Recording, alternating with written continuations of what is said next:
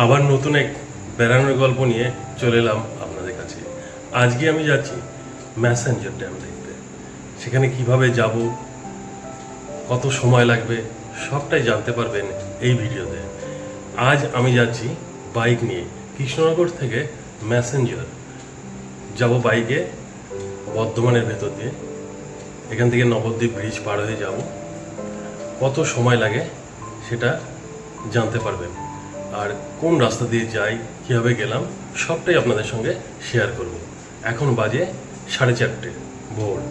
এখন রওনা দিচ্ছি, দেখি কটায় গিয়ে পৌঁছায়। সঙ্গে থাকুন। বেরিয়ে পড়লাম বাড়ি থেকে। চারিদিকে শুনশান, এত ভোরে কেউ ঘুম থেকেই ওঠেনি। আমি চললাম ম্যাসেঞ্জারের উদ্দেশ্যে। আজকে আমার সঙ্গে রয়েছে আমার ভাই। দুই ভাই মিলে চললাম। এত দূরের যাত্রা এই প্রথম। এর আগে কখনো এত দূর একদিনে যায়নি। কৃষ্ণনগর থেকে ম্যাসেঞ্জার দূরত্ব 169 কিলোমিটার। এই যে 12 নম্বর জাতীয় সড়কের নিচ দিয়ে আমি এগিয়ে চললাম। এই লাইনটা গেল কৃষ্ণনগর থেকে আমঘাটা। এই লাইনের পাশ ধরে এবার আমরা উঠলাম নবদ্বীপ রোডে।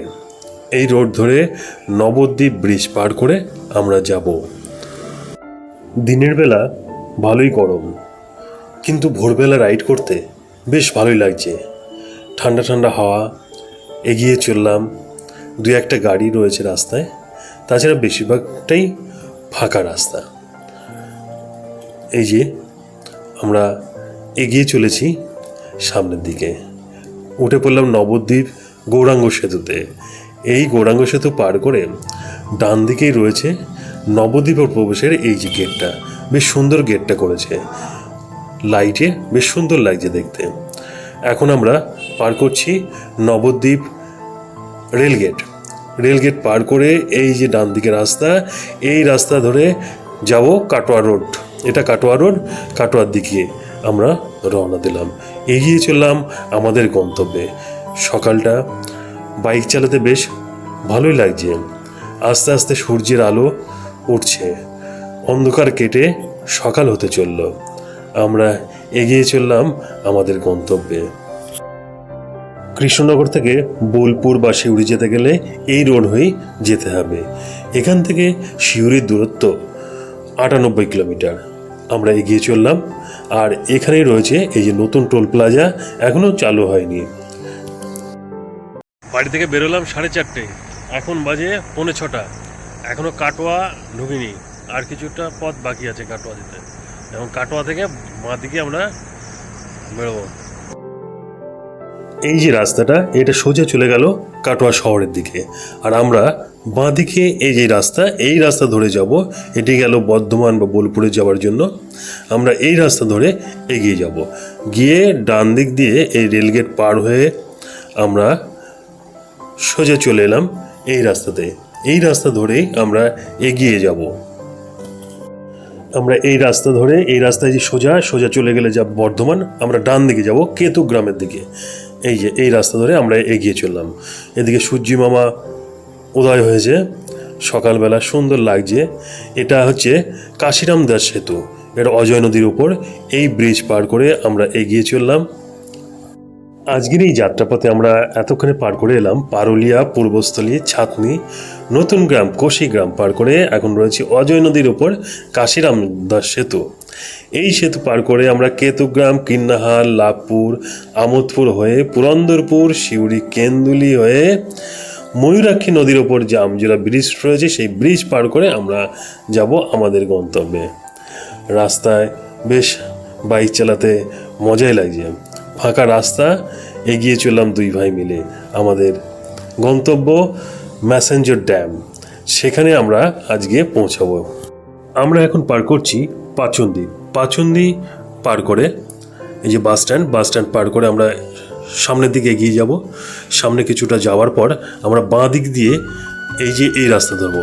এই রাস্তা ধরে আমরা এগিয়ে যাচ্ছি। এখানে এই যে বোর্ড রয়েছে সামনে। এখান থেকে সিউড়ির দূরত্ব 49 কিলোমিটার এবং ম্যাসেঞ্জার 87 কিলোমিটার। আমরা এই রাস্তা ধরেই এগিয়ে চললাম। বেশ কিছুদিন হলো কোথাও বেরোতে পারছি না, তাই আপনাদের সঙ্গে কোনো ভিডিও আমি শেয়ার করতে পারছি না। সময় সুযোগ বুঝে বেরিয়ে পড়লাম। আর এখন আমরা পার করছি কিন্নার বাজার। কিন্নার বাজার পার করে আমরা এগিয়ে চললাম। সামনে যেতেই এই যে ওপরে যে বোর্ডটা রয়েছে, বোর্ডটা চোখে পড়লো। এখান থেকে সিউড়ির দূরত্ব 40 কিলোমিটার। চলুন এগিয়ে যাই। যেতে যেতে দেখে নিই বেশ সুন্দর প্রাকৃতিক পরিবেশ, চারপাশে গ্রামের ভেতর দিয়ে রাস্তা। আমরা এগিয়ে যাচ্ছি আমাদের গন্তব্যে। কৃষ্ণনগর থেকে সিউড়ি যাওয়ার কয়েকটি বাস রয়েছে, তাছাড়া কাটোয়া থেকে অনেক বাস রয়েছে সিউড়ি যাওয়ার জন্য। এই রাস্তায় চলে যাবে সিউড়ি আমোদপুর। পাশেই পড়বে লাভপুরের ফুল্লরা মায়ের মন্দির। একটু এগিয়ে গেলেই ডান সাইডে রয়েছে সেই ফুল্লরা সতীপীঠ। তাই যাওয়ার পথে একটু ঘুরে নেব এই সতীপীঠ মন্দিরে। এর আগে বেশ কয়েকবার এসেছি, চলুন একটু ঘুরে যাই। যাওয়ার পথে মায়ের দর্শন করে আমরা এগিয়ে যাব। বাজে 7:30।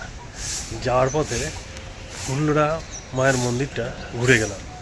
একদম পাশ দিয়েই যাচ্ছিলাম, তাই ভাবলাম ভাই দেখেনি, তাই ওকে মায়ের মন্দিরটা একটু দেখে নিয়ে যাই। এখন 7:30 বাজে, আমাদের প্রায় এখনও 2 ঘন্টা লাগবে। তা এখন এখান থেকে আবার বেরিয়ে যাচ্ছি। এই ফুল্লরা মায়ের দর্শন করলাম, সকালে ফাঁকাই আছে মন্দিরটা, দর্শন করে এখন আবার রওনা দেবো। মাকে দর্শন করে আমরা রওনা দিলাম। এই রাস্তায় সোজা আপনার যেতে পারবেন ম্যাসেঞ্জর, সিউড়ি এবং তারাপীঠ। আর বাঁ দিকে চলে গেল হচ্ছে বোলপুর এবং ডান দিকে সাঁইথিয়া। এখান থেকে এখনও আমাদের যেতে হবে 20 কিলোমিটার, তবে আমরা সিউড়ি পৌঁছাতে পারবো। সেই ভোরবেলা থেকে বাইক চালাচ্ছি, খিদেও পেয়ে গেছে, তাই ফাঁকা জায়গা দেখে কোথাও দাঁড়িয়ে একটু টিফিন করে নিই।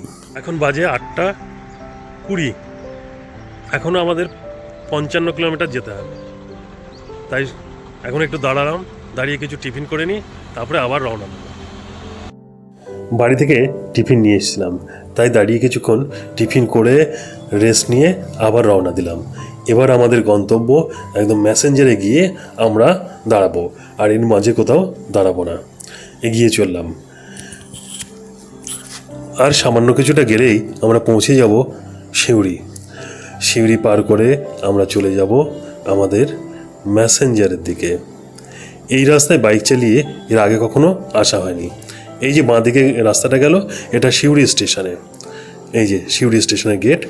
আর ডান দিকে এই রাস্তা সোজা গেলে পরে ডান দিকে পড়বে Suri bus stand. Suri bus stand পার করে আমাদের কিছুটা গিয়ে ডান দিকে রাস্তা নিতে হবে। চলুন আমরা এগিয়ে যাই। এর আগে এই রাস্তায় বাসে করে বা প্রাইভেট কারে করেও কয়েকবার এসেছি, কিন্তু বাইকে করে আর আসা হয়নি। এই প্রথমবার এই রাস্তায় আমি বাইক চালিয়ে যাচ্ছি। এই যে ডান দিকে রয়েছে বাস স্ট্যান্ড। আমরা এখন পার করছি Suri bus stand. Suri bus stand থেকে বেশ কিছু বাস ছাড়ে। আর আপনি এই ম্যাসেঞ্জারে যদি যেতে চান বাসে করে, তাহলে আপনাকে এই সিউড়ি আসতে হবে। সিউড়ি স্টেশনে এসে সিউড়ি স্টেশন থেকে এখানে বাস স্ট্যান্ডে চলে আসবেন। আর বাস স্ট্যান্ড থেকে সরাসরি দুমকা যাওয়ার যে বাসগুলো রয়েছে, সেই বাসে করে আপনি পৌঁছে যাবেন ম্যাসেঞ্জারে। একদম ড্যামের সামনেই আপনাকে নামিয়ে দেবে। এখান থেকে বেশ কিছু বাস রয়েছে ম্যাসেঞ্জার যাওয়ার। এই যে নেতাজি সুভাষ বাস টার্মিনাস, এটাই সিউড়ির বাস স্ট্যান্ড। এই বাস স্ট্যান্ড পার করে আমরা কিছুটা গিয়েই ডান দিকে রাস্তা ধরবো। এই যে ডান দিকে যে রাস্তাটা, এই রাস্তা ধরেই আমরা এগিয়ে যাব। এই রামপুরহাট যেতে গেলেও এই রাস্তা ধরেই এগিয়ে যেতে হবে। রামপুরহাট বা তারাপীঠ মন্দিরে আপনাকে এই রাস্তা দিয়ে যেতে হবে। আমরা এই রাস্তা দিয়ে এগিয়ে চললাম। খুব একটা রাস্তায় ভিড় নেই, ফাঁকাই ছিল। এই যে আমরা যাচ্ছি ম্যাসেঞ্জারে, দেখি কখন গিয়ে পৌঁছাই। যাবার পথে এই যে বাঁদিকে অনুকূল ঠাকুরের আশ্রম, বেশ অনেকটা জায়গা নিয়েই সুন্দর আশ্রম, নতুন গড়ে উঠছে, এখনও সম্পূর্ণ হয়নি। যে সামনের যে গেটটা দেখতে পাচ্ছেন, এই যে গেটটি এখনও কমপ্লিট হয়নি। ফাঁকা রাস্তা দিয়ে আমরা এগিয়ে চললাম। আশেপাশে ঘরবাড়ি দেখতে পাচ্ছি না। রাস্তার ধারে বেশ গাছপালা আছে। আমরা অনেকটাই কাছে চলে এসেছি। একটা ডান দিকে চলে গেল রাস্তা, একটা বাঁ দিকে। আমরা বাঁ দিকের রাস্তা, এই যে দুমকা যাবার যে রাস্তাটা, এই রাস্তা ধরে আমরা এগিয়ে যাব। আমরা এখন ঝাড়খণ্ডের ভেতরে ঢুকে পড়েছি। দূরে পাহাড় দেখা যাচ্ছে, আর এখানেই আমার জীবনের প্রথম পাহাড় দেখা। এই ম্যাসেঞ্জার ড্যামে এসে প্রথম পাহাড় দেখি। তখন কলেজে পড়ি, বন্ধুবান্ধবদের সঙ্গে এসেছিলাম এখানে বেড়াতে। সেই আনন্দ এটা আলাদা। কি অনুভূতি ছিল প্রথম পাহাড় দেখার। আর সেখানেই আমি আজকে বাইক নিয়ে আসছি। এর আগেও বেশ কবার এসেছি, তবে বাইকে এই রাস্তায় প্রথম। এখান থেকে ম্যাসেঞ্জার ড্যাম আর বেশি দূরে নয়, প্রায় কাছাকাছি চলে এসেছি। দূরের পাহাড়গুলো আস্তে আস্তে কাছে চলে আসছে। এই পাহাড়ি রাস্তায় চালানোর অভিজ্ঞতা এই প্রথম। এখান থেকে ম্যাসেঞ্জার ড্যামের দূরত্ব আর 6 কিলোমিটার। সামনের রাস্তা দুভাগে ভাগ হয়ে গেল, একটা বাঁ দিকে গেল, একটা ডান দিকে। বাঁ দিক দিয়ে গেলে ওটা পৌঁছে যাবে ড্যামের ওপারে। আমরা ডান দিকের রাস্তা ধরে এগিয়ে চললাম। এই রাস্তায় পড়বে ড্যাম। সামনের এই যে বোর্ড দেখতে পাচ্ছেন, এই বোর্ডে আমাদের স্বাগত জানাচ্ছে ম্যাসেঞ্জার ড্যামে। এই যে লেখা রয়েছে ওয়েলকাম টু ম্যাসেঞ্জার। আমরা পৌঁছে গেলাম ম্যাসেঞ্জার। সামনেই ম্যাসেঞ্জার ড্যাম বাঁদিকে পড়বে। সামনের এই যে বোর্ড আবার ওয়েলকাম জানাচ্ছে ম্যাসেঞ্জার ড্যামে। ডান দিকে পাহাড় এবং বাঁ দিকে রয়েছে ড্যাম। রাস্তা আস্তে আস্তে ওপর দিকে উঠছে, পাহাড়ের ওপর দিয়ে। সুন্দর দৃশ্য। বাঁ দিকে ড্যামের অপূর্ব সেই দৃশ্য। এখান থেকে দোকানপাট রয়েছে। আমরা এখন এখানে দাঁড়াবো না, আমরা সোজা চলে যাব আমাদের ইউথ হোস্টেলে। রুম বুক করা আছে, সেখানে গিয়ে রেস্ট নিয়ে পরে এখানে আসবো। এখন যাই। এই যে বাঁদিকে ড্যামের আমরা এগিয়েছিলাম। সামান্য কিছুটা গেলেই পড়বে ইউথ হোস্টেল। চলুন আগে সেখানে যাই, গিয়ে গাড়িটা রেখে কিছুক্ষণ রেস্ট নিয়ে তারপরে আসি। এই যে ডান দিকে পাহাড়, আবার রাস্তা আস্তে আস্তে নিচুর দিকে নামছে। ম্যাসেঞ্জার ড্যাম থেকে ইউথ হোস্টেলের দূরত্ব বেশ কিছুটা। সামনেই এগিয়ে গিয়ে পড়বে ইউথ হোস্টেল। এখানে রাস্তার বাঁকটা সাংঘাতিক। আমরা এগিয়ে চললাম ইউথ হোস্টেলের দিকে। এই যে বাঁ দিকের রাস্তা, এই রাস্তা ধরেই এগিয়ে যেতে হবে। এই বাঁ দিকটা, এই রাস্তা দিয়ে গিয়ে সামনে পড়বে ইউথ হোস্টেল। চারদিকে জঙ্গলের মধ্যে দিয়ে রাস্তা। আমরা এগিয়ে চললাম ইউথ হোস্টেলের দিকে। ইউথ হোস্টেলের পাশে বাঁ দিকটায় রয়েছে ইকো কটেজ, সেখানেও থাকার ব্যবস্থা রয়েছে। তবে ইউথ হোস্টেলে অনেকটা ভাড়া কম, তাই আমরা ইউথ হোস্টেলেই বুক করেছি। সামনে এই বোর্ডটা দেখতে পাচ্ছেন, ওই যে উপরে কালো রঙের যেটা, ওটাই ইউথ হোস্টেল। এটা বেশ পাহাড়ের অনেকটাই ওপরে। আমরা চলে এলাম ম্যাসেঞ্জার ইউথ হোস্টেল। এখন প্রবেশ করব এর ভেতরে। গেটটা খোলাই রয়েছে। আমরা গিয়ে গেলাম, দিয়ে বাইক নিয়ে প্রায় অনেকটা উপরে উঠে এলাম। দিয়ে বাইক সেখানে রেখেই আমরা রুমে যাব। চলুন যাই, উপরে দেখি কতটা ওঠা যায় বাইক নিয়ে। বেশটাই উঁচু। আস্তে আস্তে ওপর দিকে উঠলাম। এই দেখুন, এদিক দিয়ে গিয়ে আবার ডান দিকে যেতে হবে। এই ইউথ হোস্টেলে থাকতে হলে আপনাকে আগে থেকে অনলাইনে বুক করতে হবে। এখানে এসে আপনি রুম বুক করতে পারবেন না। আমরা আসার আগের দিনই রুম বুক করে নিয়েছিলাম।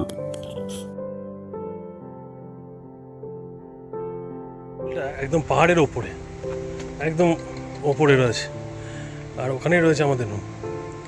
চলুন ওপরে যাই, আপনাদের দেখাই কতটা উপরে রয়েছে এই ইউথ হোস্টেল। ওপর থেকে নিচটা বেশ সুন্দর লাগছে দেখতে। রাতে সম্ভবত এখানেই বাইক রাখতে হবে, তাই একটু ভয় হচ্ছিল কি হবে। গিয়ে ওপরে কেয়ারটেকারকে জিজ্ঞেস করে এলাম, তার কথা মতোই এখানে রেখে দিলাম। তিনি আমাদের আশ্বস্ত করলেন কোনো চিন্তা নেই। আমার বাইকটা এখানেই থাকবে রাতে, কারণ এই পর্যন্ত নিচ থেকে উঠে এলাম, কিন্তু এরপর আর ওঠার মতো অবস্থা নেই। এই যে সিঁড়ি, এখানে যিনি কেয়ারটেকার আছেন উনি বললেন কোনো চিন্তা নেই, আপনারা নির্দ্বিধায় এখানে রেখে দিতে পারেন, কোনো অসুবিধা নেই। তাই চিন্তা ভাবনা না করে এখানেই রেখে দিচ্ছি। বাইক ওখানে রেখে এবার সিঁড়ি বেয়ে ওপর দিকে উঠলাম। চলুন ওপরে গিয়ে দেখি কেমন জায়গাটা। এই যে চারপাশটা বেশ সুন্দর, পাহাড়ের ওপরে এই দেখুন পাহাড়, সব ঘরগুলো রয়েছে। তবে এখানে লোকজন এখন পর্যন্ত খুব কম আছে। এই চারপাশটা একটু আগে ঘুরে দেখি, তারপরে ভেতরে প্রবেশ করব। এই দেখুন চারদিকটা বেশ সুন্দর লাগছে। শান্ত নিরিবিলি প্রাকৃতিক পরিবেশের মধ্যে এই ইউথ হোস্টেল, খুব সুন্দর জায়গাটা। এখন বাজে 10টা, পৌঁছে গেছি ম্যাসেঞ্জারে। এখন ম্যাসেঞ্জারে এসে ইউথ হোস্টেল বুক করা ছিল, সেখানে উঠেছি। এখন এতক্ষণ ধরে বাইক চালিয়ে এলাম, এখন একটু রেস্ট করবো, তারপরে একবারে বেরোবো ঘুরতে। চলুন এবার আপনাদের আমাদের এখানে যে রুমটা বুক করা যায় সেই রুমটা একটু দেখি।